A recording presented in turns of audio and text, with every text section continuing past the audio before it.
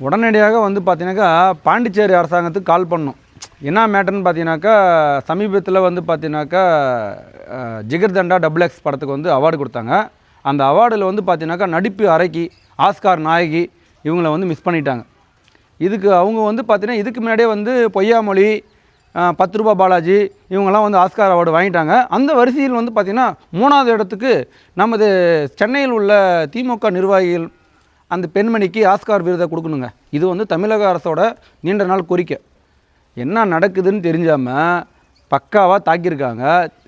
அதாவது பார்த்தீங்கன்னாக்கா தாவேகேவினரை தாக்கிற வீடியோ சமூக வலைதளத்தில் கிளியராகவே இருக்குது. அதுவும் இல்லாமல் பொதுமக்கள் தாக்கலை, டிஎம்கே அதாவது திமுகவினர் பார்த்திங்கன்னா தாவேகேவினரை அடிக்கிற வீடியோ எல்லாமே நடந்திருக்கு. போலீஸார் வந்து அதை தடுக்கிறாங்க. அந்த இருக்கிற ஒரு கவுன்சிலர் வந்து சார் நான் பார்த்துக்கிறேன்னு சொன்ன உடனே போலீஸார் அந்த விஷயத்தை பற்றி விலக்கி ஓரம் போகிறாங்க. இதெல்லாம் அடித்து அந்த பொண்ணு 4 மாத கர்ப்பிணி அடிக்கப்பட்டு அந்த பொண்ணு போய் ஹாஸ்பிட்டலில் அட்மிட் ஆகிருக்காங்க.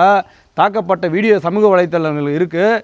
அந்த பொம்பளையை அடித்த வீடியோவும் டிஎம்கேவினரை தாவேக பொதுமக்களை வந்து அடித்தாங்க இப்படின்னு ஒரு குற்றச்சாட்டை வந்து முன்வைக்கிறாங்க. ஏங்க ஓட்டு கேட்குறாங்க, அம்மா மறக்காமல் தாவேகாவுக்கு ஓட்டு போடுங்கம்மா அப்படின்ற ஒரு கோரிக்கையை வச்சாங்களா? இல்லை அம்மா ஏய் போட்டே அவனு தாவேகாவுக்கு ஓட்டு இல்லைன்னா போடுவோம் வேட்டு அப்படின்னு சொன்னாங்களா?